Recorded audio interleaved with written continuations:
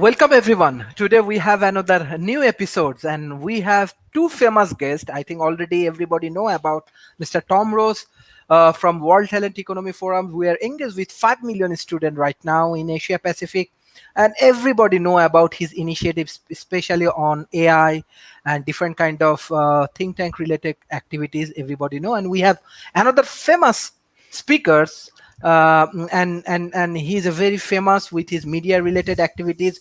I'm sure our youth community will learn a lot about media, especially about these Artplex projects. So sir, I directly want to go to our new guest for today. Sir, can you please introduce yourself with our Asia Pacific audience? We have millions of students. We engage with lot of students. Yesterday we discussed about your projects, these Artplex projects. Many universities, they are really interested to know more about you and about your contribution in media and education. Mm-hmm. Very cool. Pleasure to be here, Sharif. Thanks for having me, man. Again, my name is Quincy Newell. I am an attorney in California. I focus on entertainment law. I also am the CEO of 2114 Media. We are a entertainment and media company. We distribute and produce content for a global multicultural audience. I have been in the entertainment business for a little over 30 years, and worked for companies such as Lionsgate, Paramount, and Warner Brothers. And I've been excited to talk with Sharif and offer whatever I can to the audience. So excited to be here. Thank you, sir, for joining today's sessions. Mr. Tom Rose, already you are famous with your activities with our youth community. Yesterday we do discuss with MIT University from India. They have 27,000 students, and they're really interested about your projects, how we can work together, collaborate together. Even all of the Indian Army, they are actually graduate from these universities. So we are growing very fast, and we need your project support. So how we can collaborate with your project? Yeah, absolutely. I'm happy to offer anything I have. We've done a lot of shows together, you and I, Sharif, and we've covered a lot of ground. Everything from the AI projects that I work on to TAFs, the African think tank, and now with Earthplexus has come back. And that's why I've invited Quincy to join us today, because he and I were co-founders of it back in the day, some 3 decades ago or so. And and it made sense then, because this was when it started in the early 80s, it was about increasing communication amongst the youth students, particularly internationally. And so there was a lot of work going towards that. And we even started a TV show in LA for a little while to cover subjects that the network was interested in. And then the internet came along and ruined it for everybody, because now we had the platform where we can communicate with people more directly. But no, it was a great project, and now it's come back around for very particular reason, but the same purpose remains, in that it's necessary to increase communication still amongst young people internationally, very specifically, because we have great challenges ahead of us with the AI automation age coming upon us, and students not quite being prepared to handle what they're going to need to handle. And so there's a lot of reasons to bring this back now and to focus it on young people again. And so that's why it's very exciting to have this medium to talk about it and to reach out to your audience, which, as I've told you before, has really changed the trajectory of a lot of my work because of their input and their feedback. So just thanks for having us back. Thank you. What we are observing actually, this your initiative, Artplex initiative, actually long times, even I don't know, maybe before my birth. So anyway, you got some young pictures there, man. Yeah. So my wife haven't even seen these yet. I love to learn more. Like how in your young age, how you plan for this kind of visionary things, which is necessary in 2020. 21. So how you plan? Well, Yes. can I jump in real quick? I mean, I do have to Yes. say, I've known Tom for a really long time, and he always struck me as an individual that was ahead of his time. Even back then, what he's talking about now, he was talking about then. And even Tom, when you're talking about like the goal, but also the intent behind it, right? Of kind of promoting constructive dialogue that was built around solving problems on a global level, is something that at the time folks weren't really trying to do, especially a person at Tom's age. So I've been very privileged to be able to work with Tom and know him for over the years, but he's definitely been way ahead of his time. Thanks, man. Mm-hmm. Thank you. Mr. Tom. Yeah. As like last 12 years of times, I am also engaged with academia and other things. I try to learn from first world developed nations and try to make a bridge in between first world and the developing nations. Still, I find we have a lot of gap. Even now in the COVID period, I told 1.8 billion people actually they are not getting academic support properly. And you already mentioned how your projects can help all of the universities and the academic sectors and industry can engage with these things. Beside that, I love to know more. Like example, recently we are observing there are a lot of online initiative. Example, EDX, Coursera, many more things actually happening. Fact is that this is true because I am also from academy and engaged with lot of youth community. We are finding that if we focus on outcome of the education, like example finishing this kind of online education and these things, it's not working properly. So how your model actually help more, especially for developing nations, and help more to grow their skills? Even I'm sure many government, many university, they are trying to taking developing lot of initiative, but still I think we have to work more how students get more benefit as well as they can grow their skill. Yeah, well, it makes sense that there's kind of a lag time right now because the educational system is not caught up with the real world as far as especially AI automation. Sorry. And so I think what Earthplexus and TAFs and other organizations can bring, they can be the stopgap. They could fill the space for now until the educational system has mandatory AI courses or these types of things. And I think what I talk about a lot are the fact that we need to really, because we have AI automation taking over all of the menial tasks and all the repetitive tasks, and we should let it. But so we should focus more on our uniquely human skill sets. And so I talk a lot about the need to train students now to be problem finders as opposed to problem solvers. This is all shifted so quickly, and it makes sense that the educational system hasn't kept pace. And it'll be a while before it really can. So in the meantime, we need organizations and we need ideas for courses. And another good thing about AI is it can customize a curriculum to a very particular individual. It can look at your capabilities, your natural talents, and really focus on those. Because right now, the educational system is really kind of standardized, and it's putting everybody through the same kind of courses. And that made sense during the industrial age when people needed to be mechanized in a way and be prepared to work in factories and to keep this big machine moving. But that's all changing now. The machine is now itself. And so we need to really focus students on our real human skill sets and our real intrinsic talents. And so ideas like training kids to be problem finders and then training them how to convey those problems to an AI.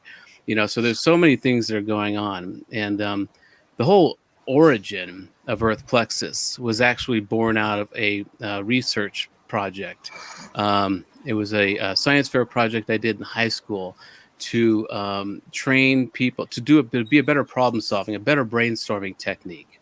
And that was by bringing in a group of students and then putting through questionnaires and figuring out whether they were right brain or left brain dominant, splitting the two groups up, and then focusing on their capacities. The right brain people would focus more on the design and the publicity and the things that they were good at. The left brain people would focus on the administrative or the logistics things that they were best at, and then integrate them back into for the grand solution. And so that earned me a scholarship and the first and to a psychology department. And so the first task to do this research, to continue this research, was I gathered a group of 12 students, and the first thing we had to do was decide on a problem to solve. And so at that time in the 80s, the big problem was the communication between the U.S. and the USSR because of nuclear threats, and we kind of grew up with that threat. And so we actually spent the whole evening talking about that problem and the whole research, the balancing the hemispheres through directed imagination research kind of just went by the wayside because we were so enthralled with this problem. And by the end of that night, Earth Plexus was born. And later I moved to Europe and then eventually to LA and hooked up with Quincy, and we started the TV show. So it's always been about problem solving. But now, because we have AI and automation, we need to talk about problem finding. And we need to hone in on our unique human skill sets of being able to holistically use our qualia to just hone in on problems and then learn to convey those to AI. So that's a big part of the process now, and the curriculum that I'm developing is to prepare students for the real world issues that they'll have to face when they come out of college. I like your problem finding concept. That's very interesting. I mean, it's like you're correct. We are kind of responsive or responding to issues after things happen without going out and looking for them to create some sort of deterrent system, right? Yeah. I think that's very interesting. Yeah. Especially Mr. Quincy, I love to learn more about the role of media. Especially we are observing there are many media working around the world. Even every nation, Malaysia has their own media and everything. A country like India, a country like Indonesia, Singapore, there are many things happening around the world. But my question is that in like how we make a good like a TV channel for our youth community. Even in the COVID situation, I can share many youth already die. They go for suicide. For drug addiction, I'm observing many youth community die. For the frustration, they're losing their educational opportunities and many things happening. Millions of students, they have the trouble. They cannot go for the regular education systems. They have to go for the economical activities. Like developing nation scenario is very different. But my question is that you are famous media person. How media can give some motivation to this youth community? How we can give them some good guidelines? Like, yes, this world you have to do lot of positive things. We do not want to see you that you are dying or you are taking drugs or you are destroying your life. How you want to share your experience? Yes. Yeah, that's a very interesting question. A lot of that really comes down to, our responsibility to humanity, right?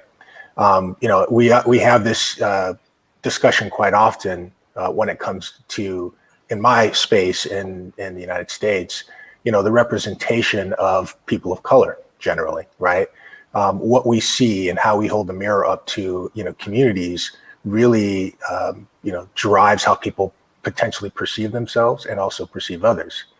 So there is a level of responsibility that we have in the media world, or at least, individuals, to try to, put things into the world that inspire, encourage, and also represent, humanity in a positive light.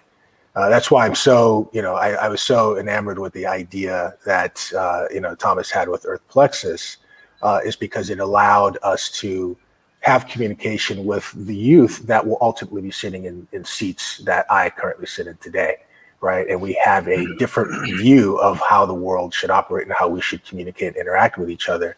And then we, kind of execute that and display that through our work. And I think, we are seeing a bit of that where we are now able to communicate with each other through technology that allows us to do so. And we're starting to, realize that there's a certain level of shared experience. We've seen it in the past year with respect to how people are responding to, kind of the political environment and how people are being treated around the world. This is not just a thing that's happening in the United States. And then now we also have a voice. So, I think that media has an enormous role in kind of shaping how we see the world, but also ultimately how we engage with the world. And then ultimately, through communication, how we support each other through kind of humane representations of each other. So, I'm a person that advocates and has always fought for, representation or proper representation, because I believe, as a, even with, Kamala Harris being the first, minority vice president and a woman, little young girls around the world, that have some connective tissue with her, whether, they're from, Southeast Asia, whether, they're African American, that see themselves in a place or in a role that they would have never imagined in at least America, right? And just that optic does wonders to the psychology of individuals, and then hopefully it change their POV on what's possible for themselves. So media plays a huge role, but it's really about people, right? Humans, and how we see the world and how we want to engage and also support and nurture versus extract and deplete. Thank you, sir. Thank you. Mr. Tom, people love to know more, even audience, Araf Mehraz, Humaira, Tawheed, everybody want to know more about Artplex, your projects. I think they are getting some positive vibe. But my point of view is that situation is not so easy, especially for developing nations in the education systems. I just want to share example. If you focus on country like Bangladesh, Pakistan, this kind of even Indonesia, there are different type of educations. Example, madrasa system, local national curriculums, English curriculums, lot of dividations, as well as youth future is not secured. They have lot of challenges. COVID come up with a lot of economical challenges. On the other hand, we are talking about online educations. Online education, I personally believe, with my experience, we need to develop a lot. And most important thing is that we need to change the mindset of the youth community. So how we can solve this complex situation and we can work together. Mr. Tom, please unmute yourself. Yeah, that really brings it home when you talk about the uptick in suicides and things, especially in young people. That just, for me, just really brings it home and really makes the point of how important all of this is. We can talk about grand, concepts and AI and all this stuff, but the reality is that people are hurting now, and it's a serious danger, and something needs to be done quickly. And it's a symptom of the gap between education and the symptom of politics and this old paradigm that's slowly dying. And I think what the mindset that needs to change is, and it's very important to have Quincy here and the kind of people he is doing what they do with media and portraying people in the best light. And we talked about this before, but I think there's a globalization happening, and that should happen. We should see ourselves as a planetary tribe, as Earthlings. But at the same time, we need to appreciate and understand and own where we're from, because that's fascinating to other people. And I think young people in developing countries who are feeling disconnected, are feeling like, wish I could be in America or wherever, or in India, or they want to be somewhere else. The mindset needs to shift to understanding how appreciated their specific culture is. And that's the first place to start.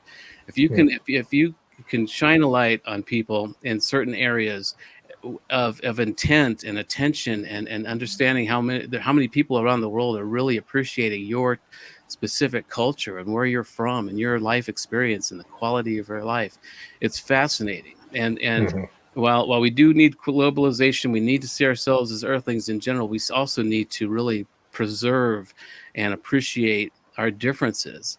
And so I think that's the first part of the mindset thing here. There's this move here, you know, the fake famous, the people wanting to be influencers, and a big percentage of young people want to just be famous and don't know how to get there. But now we've got all these platforms like Instagram, and you can become an influencer and you get all these likes. And that's going to happen for a while, but there's not a whole lot of substance behind that. But the substance comes when that'll fade, I believe. That whole wanting to be famous for famous sake will fade, because it will bounce back to where you're going to become famous, or you're going to become noticed, or you're going to become appreciated by how different you are and how specific your knowledge is. It's like the best author writes what he knows. He writes what his life experience was, or what his, you know, a Southern writer writes about the South. You know, you write from what you know, and that's because you can fill it out with so much more quality and experience and sensory information. And that's what people love. That's what they're looking for, is an escape into somebody else's world. And so I think that's going to be a very important thing, and that media is a very important part of that. Media who, you know, look at these, even Parasite, the Korean Oscar award-winning film, is a good example of how we are. There's common human traits and themes that we can all identify with. There's parts, regardless of the culture, regardless of the language. There's certain human qualities that we can all identify with, and what makes it fascinating is when you do see it through the lens of a different culture, and we find the human scintilla, we find that divine spark, regardless of the culture it comes from. And I think that's what the mindset we need to go for, is letting young people appreciate where they're from. We can't control where we're born, or what culture or what country we're born into. What we can control is how we appreciate where we're from and how we reflect it. And I think that's the mindset that needs to change. And also, you know, the idea that we are all valuable from the outset, right? Because we have this construct where we, I think, you know, globally, and it could be, you know, driven by government, it could be driven by, you know, agenda, but we point, or we define people for themselves, right? Rather than realizing that we, as humans, global humans, right, and part of the global community, have inherent value from the beginning. And if we start from that standpoint, then we start to figure out how to nurture the value that exists in each individual. And we don't operate that way. We tear each other down, right? So even when we think about COVID, you know, I'm not sure that COVID is the issue, quite frankly. You know, COVID exposed our issues and our, you know, whether it be politically, whether it be infrastructure based, whether it be how government operates, right? And how government sees its citizens. That is what has been exposed. And that again goes to humans, right? Do we have, you know, people that are, you know, running our governments, providing our resources, that are operating in a humane fashion, right? You would think that, you know, if you could just, like, if COVID happens and then you have a government or some infrastructure that cares about its citizenship, right? That honestly works to support and help and, you know, maintain its health and the, you know, the kind of economic position that an individual may have, we may feel very differently. But what we've realized is that we are in a situation where possibly people do not care about us. We are numbers on a spreadsheet, possibly. You know, we are dealing with population issues, so they're looking at us as, you know, oh, we have to, you know, manage resources, and we're just a resource to support, you know, a government or you know, people that might be in power that aren't necessarily interested in supporting us. So I think it's really an ideology or mindset shift that we have to, you know, start to push. And that's what I loved about Earthplexus in the beginning. It was really kind of opening those ideas, because what we see today is, you know, the youth obviously is our future. We know that. But if we look at how the youth around the world has responded to things and what they've experienced through this time, that's our future, right? These people that have had this experience, that have fought these battles, these social battles, are people that may be sitting in a government position one day, will be head of a major, global corporation one day. And based off of what they believe and what they see in their heart will define how they act and how they operate in those positions in the future. So getting to youth, immediately now, and nurturing the value and recognizing the value, and also, kind of inviting them into this idea that we as a global community can prosper together, hopefully could change the way things operate in the future. So I think it's critical that, what Thomas is mentioning now happens and also becomes enacted.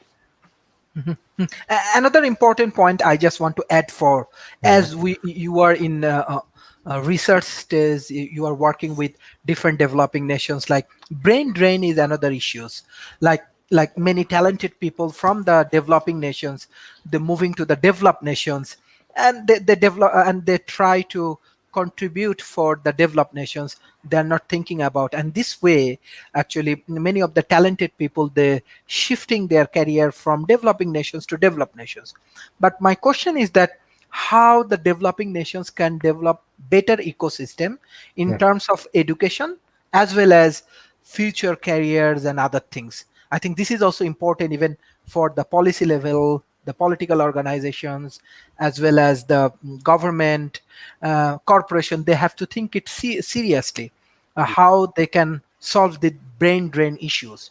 I'm sure that many of the talented people, they are shifting in the country like USA, Canada, Australia, and they're developing careers. On the other hand, yes, I can understand maybe they get better opportunities.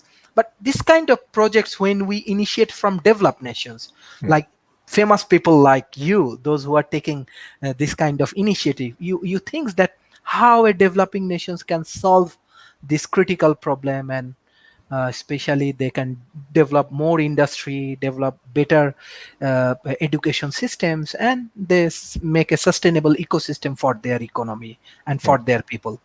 How we can do that? Well, I think it's part of this mindset shift. If you get people more focused on where they're from, and the kind of it's not a tribalism or not a nationalism, but a pride in your culture. So we talk about that a lot in America. That people come from India or Malaysia, or they come from other countries. They get an education here, and then they take it back home.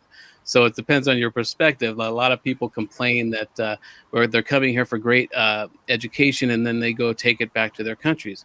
And that's the opposite of what you're saying, because there are obviously a big percentage of people that come over here and they end up staying here, and then they get the opportunities here. But with the mindset change of appreciating where you're from, and if we're able to monetize the data of where we're from as individual people, that will encourage people to come to America, or come wherever, the United Kingdom, wherever, get the education that you want, but then bring it back and make that possible from. But if there's an appreciation of where you're from, and you take pride in your culture, and if we figure out a way to monetize that data of being from somewhere specific, that could go a long way to solving the brain drain issue. But I do think it really starts with this mindset change, appreciating where you're from. Excellent. Yes, sir, how do you want to add this point, like how we can change the mindset? And you are a successful media person, you are lawyers, and you get both of the things. How do you want to advise the youth community how they can develop their careers and develop their plan for their careers? I think this is also important for the youth community. Yeah. I mean, look, the things that what you're doing right now, right? We need to have more of this, right? And it's happening, but it's it's unconstructed, if you will, right?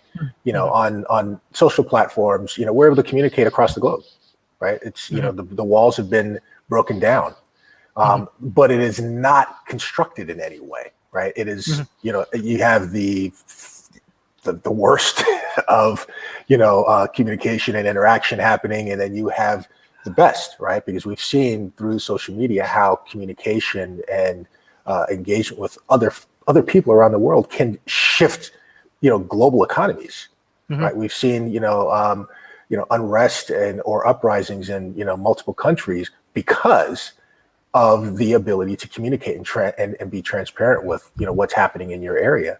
We before that time, things would happen in another country and no one else would know, and it would just be insulated there. But now everyone around the world sees what's happening, and we have an opportunity to speak up on it, to attempt to change it or to shift how the direction things are going. So that's a positive side. But if we again, create a better humane society amongst each other, because that's where I sit. It's like, look, no matter what happens, it's all about people, right?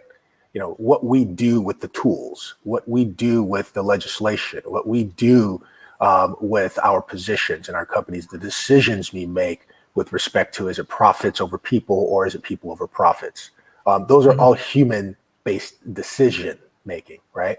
But if we can shift, I guess, set the algorithm of humankind to where we are saying, look, we are about uplifting humanity, right?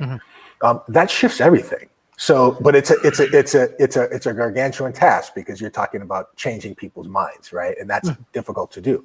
But if we kind of marshal all the resources, media, academia, because I'm also a professor as well, so I feel your pain. Media, academia, if everything is oriented towards that, then we have an opportunity to shift, right? And that's what I think we're ultimately all fighting for, is to determine what the soul of our global community will be, and we're all fighting it on different fronts. But I do believe, I have high confidence that we are starting to see a shift, in our youth is more aware and more plugged in than we have ever been, in our history. So, I'm very optimistic. But I think, things like Earthplexus and, AI, if we are able to kind of harness that and use it for good, then we have a chance to change the way that things will, unveil itself in the future. Thank you. Mr. Tom, one specific point I just want to share.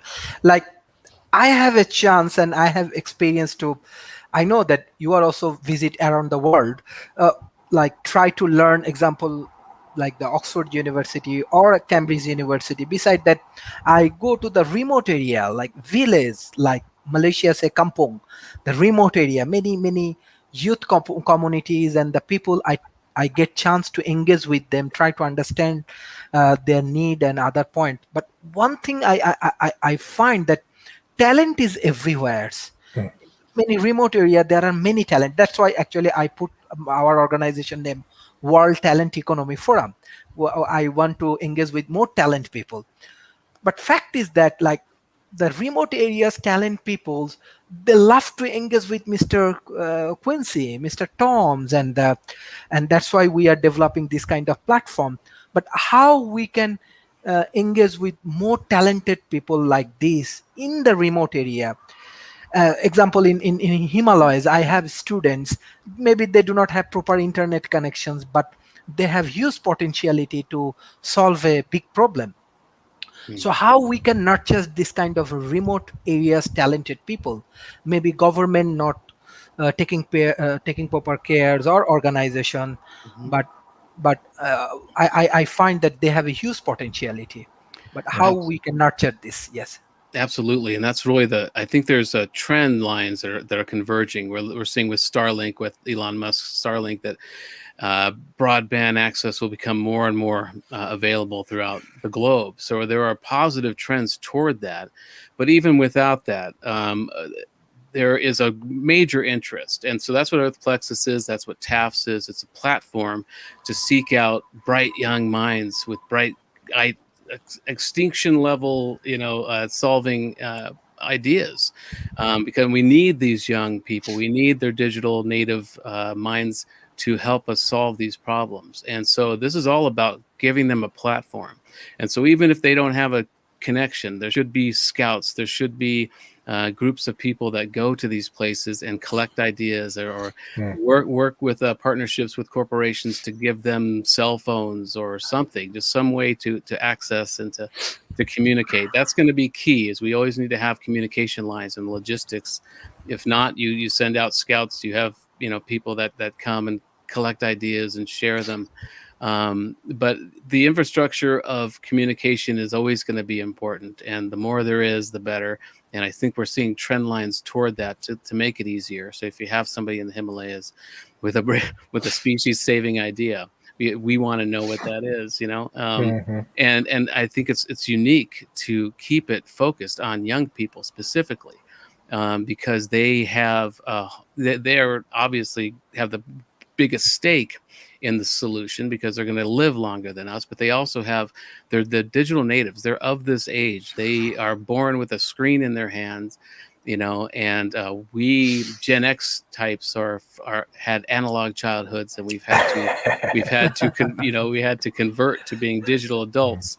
And so we're not, we're learning as we go. I often talk to my sons to get ideas on how this thing works, or what is this about, and just there's a whole new mindset. We talked about this before, how the definition of freedom has shifted with the generations. My generation and older would define freedom as complete autonomy, like a libertarian, property rights thing where nobody can touch me. I'm completely free. Now, young people en masse will define freedom as the more groups and organizations that they're involved with, the freer they feel. It's almost a hive mind kind of thing, and that makes sense because they're more spread out and they're more protected by their group.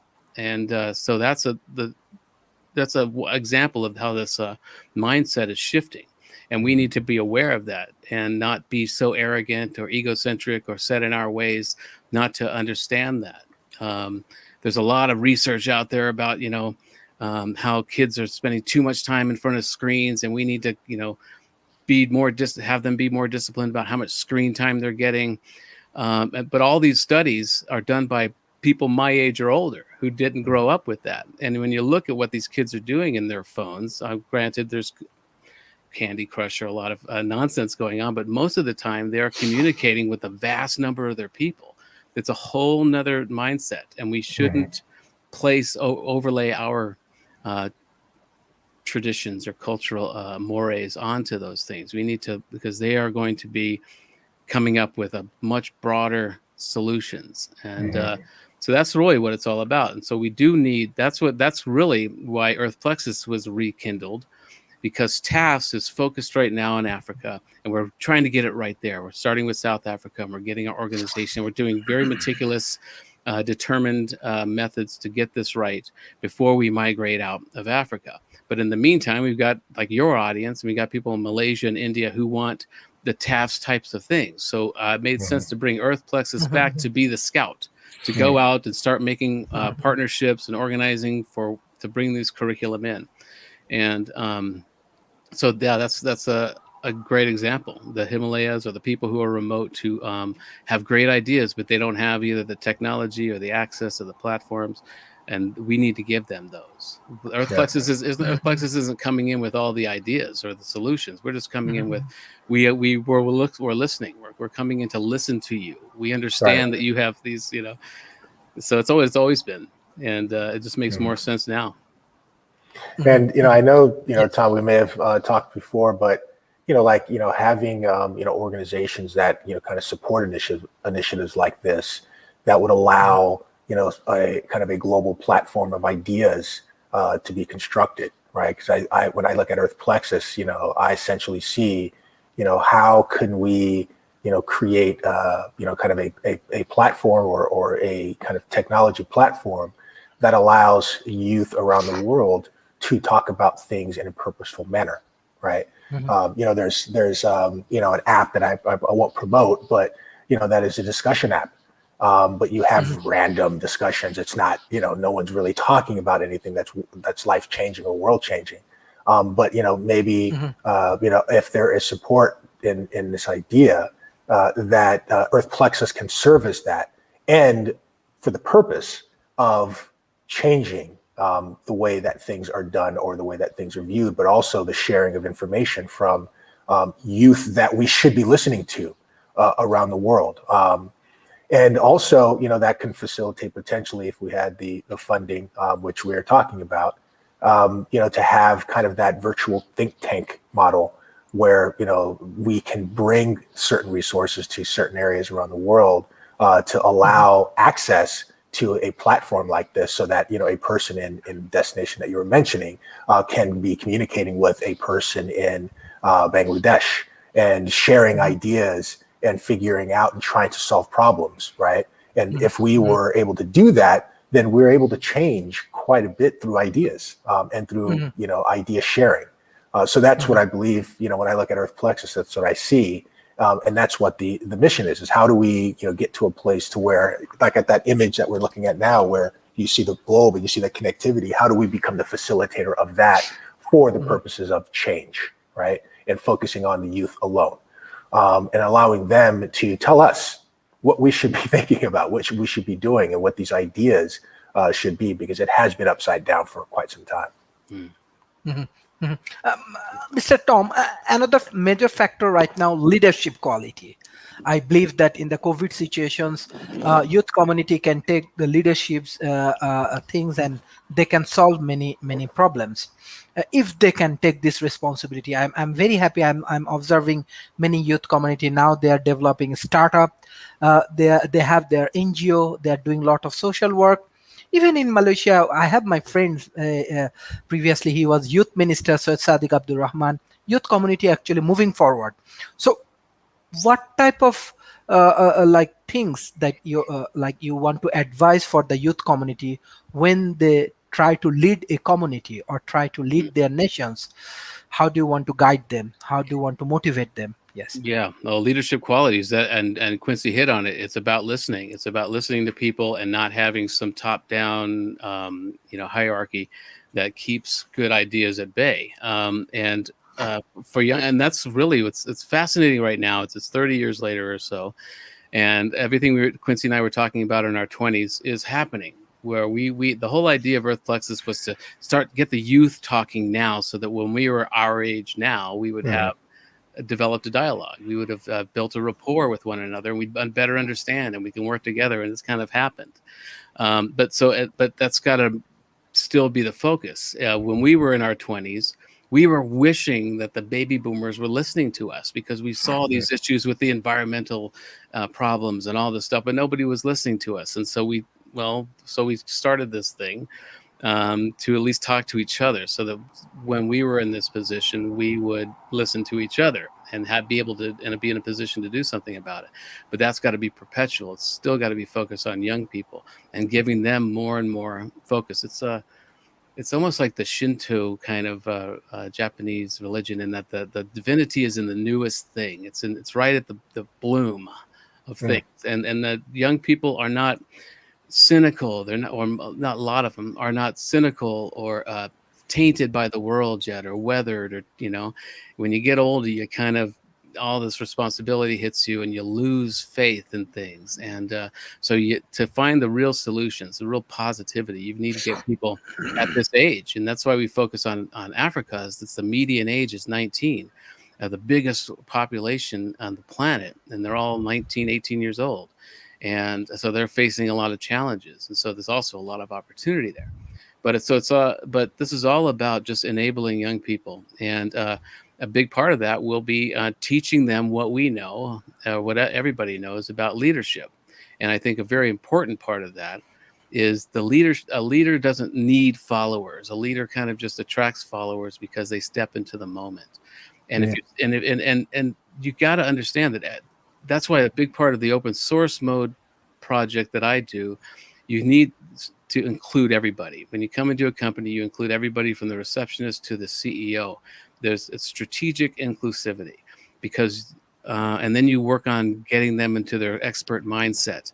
You find out the receptionist is at night, she's a classically trained cellist. And so you get her into that mindset. So nobody's just seeing her as some receptionist, because then makes everybody more qualified to be in the room. So it's very important to include everybody. Exclusivity is out. It doesn't work anymore. It doesn't. It's a threat. So you need to include everybody. You need to get them in their most in their niche expertise mindset, and then you start working on solutions. Ego is the worst thing to breed into any problem solving group. It clouds things. It keeps great ideas at bay. So there's those types of things that we would need to talk about or teach or do exercises to teach young people to develop leadership skills. But more so than all, and again, there's a whole new mindset here that I still need to learn. This is a hive mind kind of mentality. There's freedom in their being more dispersed. There is more power in the hands of many people than in centralized in certain people. So leadership can actually just be a moving target too. It could be whatever the situation is. And you shouldn't have just one person as the CEO or the leader and everyone looks to them, because because the qualities and the information that people have to solve a problem shift. It depends on the situation. So that's something that should be worked out too, is how to make leadership a living document, a moving target that is dictated by the problem that needs to be solved. And a big part of that really is ego death, or figuring out a way to get beyond the ego that we all bring to a thing. Ego's good. Ego's born of fear. Fear can also be good.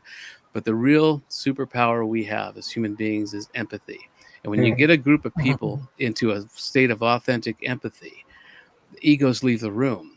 That's why a lot of my focus is on human trafficking and child exploitation, because that is a subject where there's no room for egos. You're just all empathy and you're all solution oriented.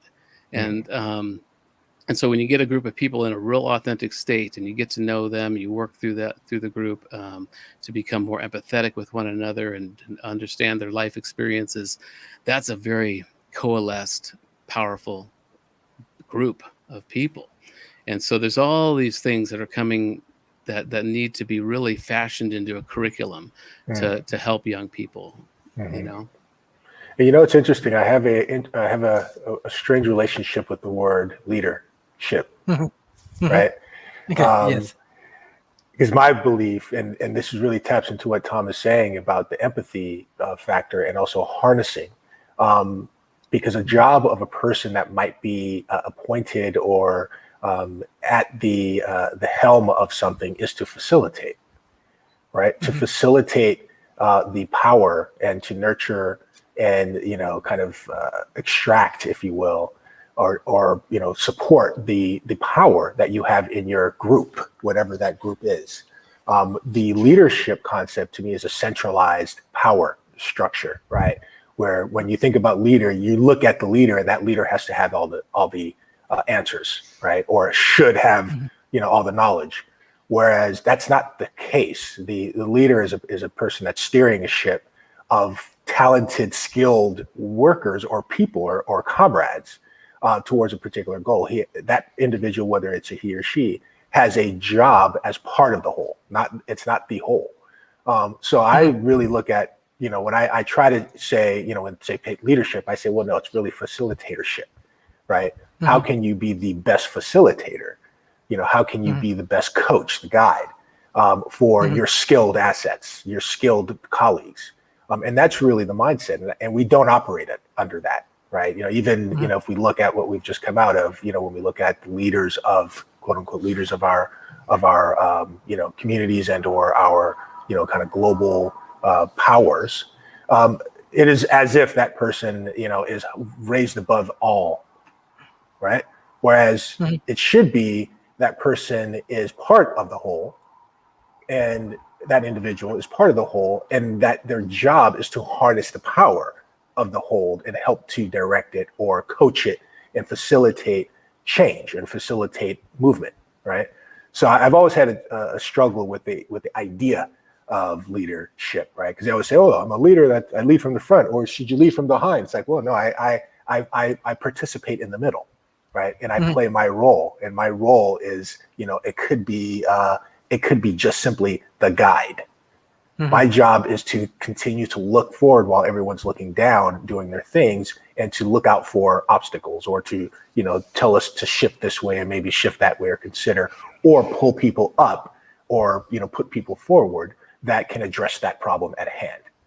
It's just it's a mindset thing. It's an ideology thing, and we have to shift it towards being oriented in that fashion. So I just want to add that. Yeah, I heard an interesting redefinition of what an alpha male is. An alpha male isn't the big guy pounding his chest, gaining all the attention. That the definition of an alpha male is whoever you look to in a situation. If there's some disaster or whatever, something happens, whoever most of the people tend to look to solve that problem is the alpha male. They're usually very calm in the situation, that whatever it is. And so that kind of gets to the idea of how leadership is a moving target. Depending on the problem that comes up, everyone seems to look to for the first idea of the solution is the leader in that moment. And that's the alpha person. Doesn't even have to be a male, obviously. So those are the kinds of things that we need to get our heads around. And I think we are seeing the death of the old paradigm now. We're seeing, patriarchy has reached its extreme. We've seen narcissism kind of, now it's easily identified, in the world, and so I think we are going to see a backlash towards something much more progressive and positive in the future. I think we're heading that way. We can't not at this point. Yeah. Yes. Yeah, I think I think Earth Plexus is positioned to harness that, right? That energy that exists. Because I think, as you mentioned earlier, Tom, you're saying, social media came along and, it killed that whole idea of communication, right? But what we've realized is, well, the barriers of communication have been broken down, right? But is the energy, the positive global world-changing energy, being harnessed in the right way? Well, that's a question I would pose it to both of you as well. Like, do we think that's happening? I'm not sure exactly. And I think Earth Plexus has an opportunity to harness that and point it in a kind of constructive way, right? Because we can solve there's someone sitting somewhere around the world right now that has a solution to a problem we're all trying to solve. We just need to figure out who that individual is, or who those individuals are. Yeah. Exactly. Another point, specifically in the youth community, developing nations, even though we are engaged with a lot of technology, we are thinking about AI and AI progressions, technological advantage, science and engineering advantage, and many more things. But still, women empowerment, I think, is a big issue. Gender issue is still a big issue. We need to empower women from the youth communities, those who can take a lot more responsibility for their society and can play major roles. So what your advice regarding this women empowerment, especially for the youth community? Well, listen to Beyonce, man. Women rule the world. Okay. No, but I'm being facetious, but I'm also not. Right. I believe that. And I think we've been operating under kind of a patriarchy system. The dominance of the male figure in all aspects. And what we are starting to realize, depending upon what you're what you are into, that throughout history, women have played significant, major, leading, if you will, roles in shaping our existence, right? But we don't see that. Just like other cultures have played significant roles in the world in shaping our existence, in contributions to technology, science, everything, right? And all of that has been, through colonialism, through, involvement, have been either hidden or, kind of shifted in how it's being represented. But now we're starting to see and learn that. I think the youth know this. I think, a lot of our youth around the world are, we use the term woke, are more woke than we have been, right? Simply because they have access to that information. And now they're able to act on it. And I would love to see more women, in positions of power generally, right? Because we talk about the makeup, are men, oriented towards violence and war, or women oriented towards, women are nurturers of our humanity, our society, period, right? Nothing can exist without that. I used to put this thing up there. There is no history without, women, right? Just if you think, right? Because they're they recreate, right? Or is it procreation? Is that the right term? Yes. Right. So, I believe that we're starting to see a shift in that. And again, by the way, that has to do with the shift of minds, right? Because people now are more oriented towards seeing women in power, or they're more comfortable, or, there's just like a person that has grown up with a multicultural group of friends, right? There are people that have grown up without knowing a person of color. Now, that is no longer the case. And I think it's the same with respect to who we see as the persons that should be in power, or that should be, quote unquote, leading. I'm an advocate of women and the empowerment of women, and elevating women, not only in corporate America, but, in government and around the world. I think we have a lot to learn, and I think we can benefit greatly by putting women in power. Yeah, I think we have a lot of that in common, Quincy and I, because we both have strong mothers and strong wives. And I grew up, my father was always stationed elsewhere, so my mother was a very strong woman, and I had two sisters. So I've never been threatened by the power of a woman. I've been threatened by women, my sisters.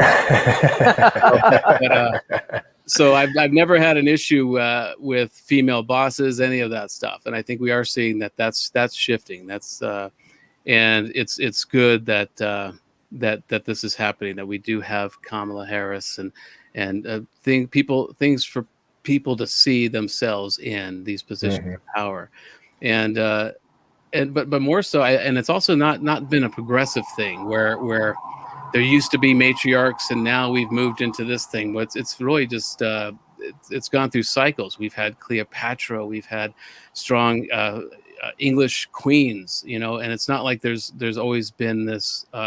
Women have always been subdued. That really started happening after Babylon and Nebuchadnezzar. That's a whole nother podcast.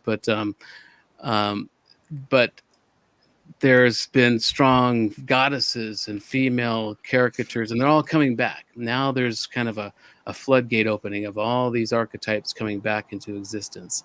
And we should allow that, just like we should allow all these things to happen.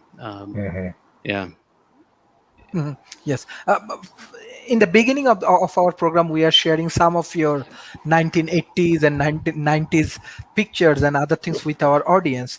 And I love to learn more because today we get too much of good information, too much of guidelines and advice for our youth community. I'm sure those who observe our shows, they will learn a lot about their the next initiative. But my question is that both of you are very successful in your careers as an tech entrepreneurs, as well as lawyer, as a professor, as a think tank. Both of you are highly successful. So what was your career plan? How youth community can develop good career plan for themselves, those who are, let's say, 16, 18 years old, how they can do their career mapping? What your advice? I want to learn from both of you. That's a really good question. It's a really good question. Yeah. I get asked that a lot. And the answer is there is no one way, right? However, the only thing that you can do and should be doing is continuing to put one foot in front of the other. Continue forward movement. My career was not planned, right? What was planned was that I was going to pursue, my passions, whatever those passions were, and take action towards achieving those things. But my career was like this, right? And if you speak to most successful people, their careers are like this, right? Now, the thing that you need, obviously, is persistence. So never give up, right? One thing I did learn is if you continue to work on something, or let me back up. I just use this analogy. It's something that my mother would say. And that's why I use the foot in front of the other. If you start walking now, and you had set a destination, it could be 100 miles from where you are, or it could be, 500 miles or 1,000 miles. But if you start walking today, you will ultimately arrive,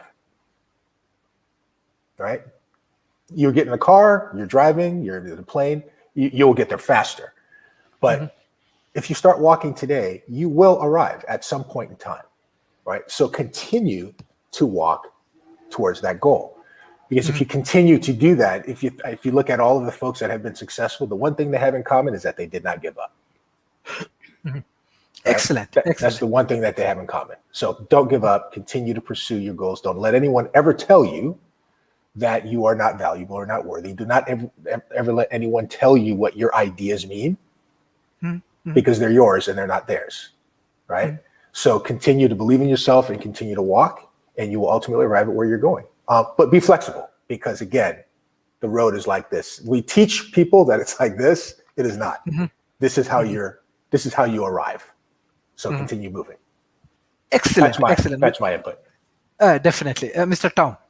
Yeah, I think same. I tried all kinds of careers before I settled into something that I was good at. I was a stockbroker for 15 minutes. I was in travel industry is where I met Quincy. All kinds of things I tried. And then I happened upon some position where I could use my art. And I said, oh, you can make money as an artist, and they were willing to teach me certain software and things like that. And I kind of fell into it. And thankfully, because that changed the whole trajectory of my career. I became then a senior designer and a marketing person and a creative director. And that really sustained me for 20 plus years.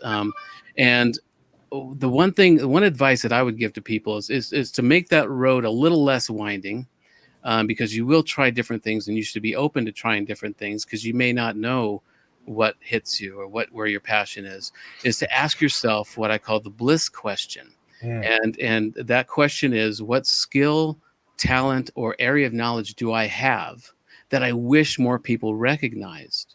And the reason you wish more people recognize it is because it's been suppressed. Maybe somebody identified you, oh, you're good at math, now you're going to be an accountant, and you went that path. But you realized you wish that people understood how good a painter you were, or some other skill or talent that you don't get recognized for, because that's your passion. That's what you came in here to do. That's your unique human skill set. That's your niche expertise, and they rarely have anything to do with the job titles we settle for. And so by asking yourself that question and sitting with that question and coming up with the answer, what you wish people recognized more, you'll have a better roadmap of what area of career to choose. And because we kind of fall into things, and because of the industrial age has mechanized us and prepared us to be part of some big machine, whether it's in the accounting office or, human resources, whatever we end up falling into that serves the machine is not really what we're here to do. And that's a big part of this right now, is to figure out these niche expertise that we come into the world with, and we all have one. We may have a few of them, but do try different things. If you answer that question, at least it'll give you a roadmap of where to look, what kind of career to look for. And another just really positive piece of advice I always give is to take a course or learn a little bit about AI, because it will infiltrate whatever field or whatever career you choose. It'll be a big part of it. And but work on the human side of that field or that career that you're choosing, and hone those skills, because those can't be coded or automated. And so, but yeah, ask yourself that question: what skill, talent, or area of knowledge do I have that I wish more people recognized? Because that's been suppressed by everything. Yeah. I love that. Excellent. In COVID situations, actually, our session was for 1 hour, but I have to extend because too much of good advice, planning, everything. I'm really, really happy, and I'm really hungry. I love to learn more, and our audience really enjoying today's session, because we every day we are sharing at least 10 different university. Now many university, they're utilizing our content for their doctorate of business administration program, for their PhD program, not only in Malaysia, Indonesia, Vietnam, even in Bangladesh, India, Pakistan, even in USA, California, they are utilizing our content, California Miramar University, for their DBA program. I'm sure there is like more interesting things we are getting from today's sessions. So now in COVID situation, many youth communities, they are developing different kind of startup. So what area they should focus right now? And they are engaging more with startup community. So what your advice on that point? Well, I would take it out. To start with, I would think a good startup would be figuring out how to monetize data, your personal data. A company that figures out how some developing country can distribute cell phones or some sort of device that will allow people to record their natural behaviors. That's valuable information. And the more varied from different areas and regions it comes from, the better. But so it's all about appreciating, monetizing, and understanding the value of your very specific lifestyle, of your region, where you're from, your culture. That's valuable information. At the same time, we'll be globalizing, we'll be becoming a planetary Earthling tribe, but that's made up of very specific areas and regions and cultures and behaviors. That's valuable information. Some major corporation would pay a lot of money, or government would pay a lot of money to understand how a Malaysian reacts to something compared to an American, you know, and because that's valuable information, and we should really preserve those differences in behavior rather than making everybody react the same way, because that's what makes us human. And it's there's a question about what would be a great startup, right? Yes, yes. Yeah. I mean, I'll probably take a different slice at it, but you know, to Tom's point, tap into what your specialness is, right? What your gift is, if you can, and try to marry that with solving problems. And that could be localized, right? So, you know, say if you're in, you know, a particular country, you know, maybe underdeveloped, and you happen to be, you know, a great or a natural, you know, kind of, you know, tech-oriented individual or science-oriented individual or whatever, and you recognize problems or issues that need to be solved in your local area where you are. That doesn't mean that you will, right? Or you have, you know, you might have all the resources, but you have your mind.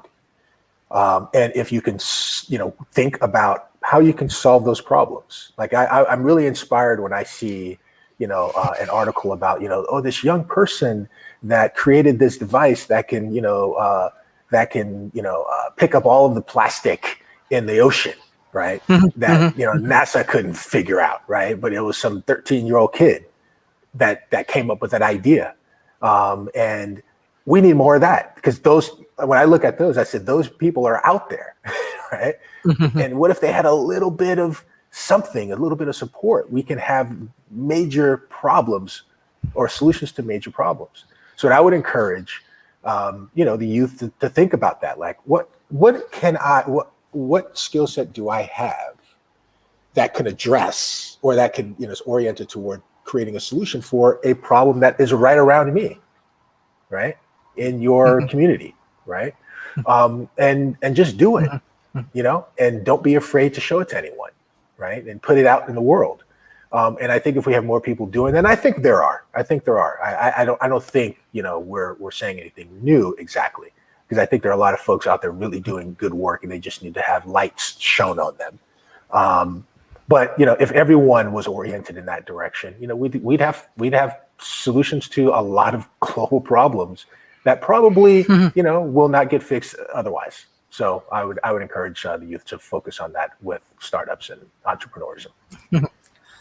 Excellent, excellent. This is really, really good discussions and good guideline. It's a real mentorship for our youth communities, and hopefully we can arrange more session like this with the help of Mr. Tom and Mr. Quincy. Next week, Friday, we have another session for Artplex. So hopefully everybody will join. And I request all of the youth community, try to get engaged with this kind of people. They are the real mentors. They are successful mentors. They can guide you. They can teach you. They can help you. How you can grow yourself in the global arena. So this is our objective of World Talent Economy Forum, that we want to grow together and we want to bring all of the talented people from around the world. So thank you for today's sessions. I have the last questions like for our speakers, that like, what is your best advice for the youth communities, and how we can develop better ecosystem for our youth community? And our objective is that we want to reach 100 million people by 2023, not only in offline, even in offline, online. We are trying to engage with many universities, and we are getting a very good support from the youth community. So your mentorships, your guidelines, like your good projects can help millions of people. That is our objective, that how we can grow together. So I want to request Mr. Quincy, how you can advise the youth communities, and how and then Mr. Tom Rose. So advise you, because that was a long one. I want to make sure that I tracked with you. Advise the youth community specifically to do what? Okay. So I was asking a question. I wasn't 100% sure what you're asking me. So you want me to advise youth communities to regarding how they can develop their global careers, how they can develop their educational systems. Yeah.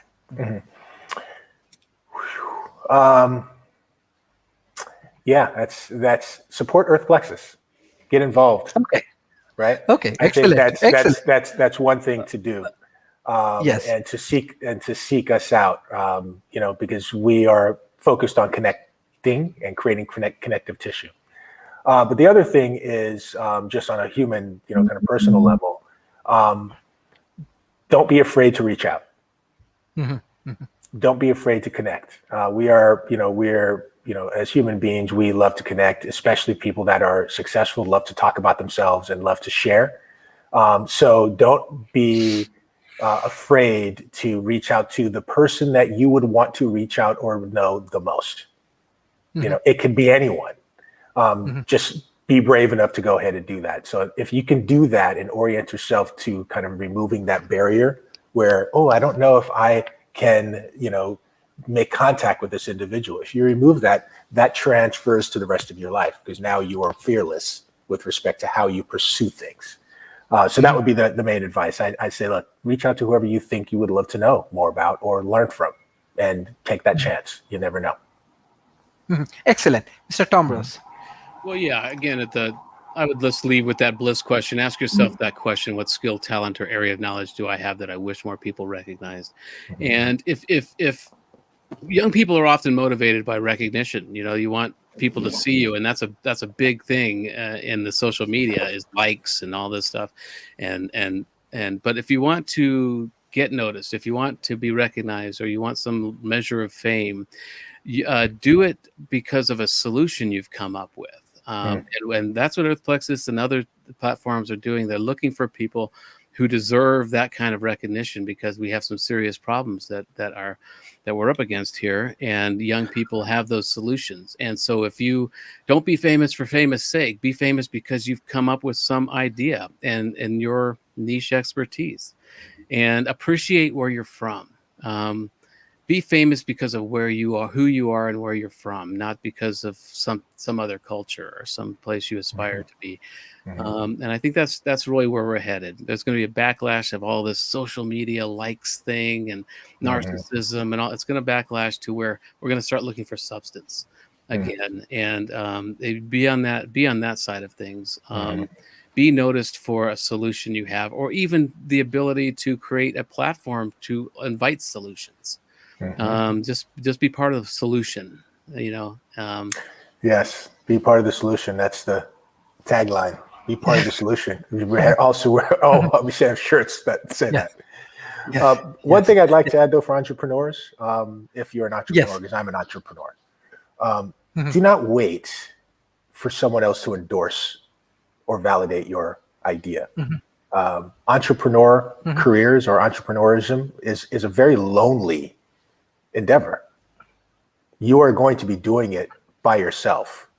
I think we often need validation. We often want to, get people to see what we see, but no one can see what you see, right? And you should not do something because someone may not understand or does not validate or see or have vision like you do, right? So it is a very lonely endeavor, but it is extremely worthwhile. So don't let that loneliness or that lack of validation deter you, right? That comes with the territory, and you should expect it, right? If you have people that are jumping on what you love, that's fantastic.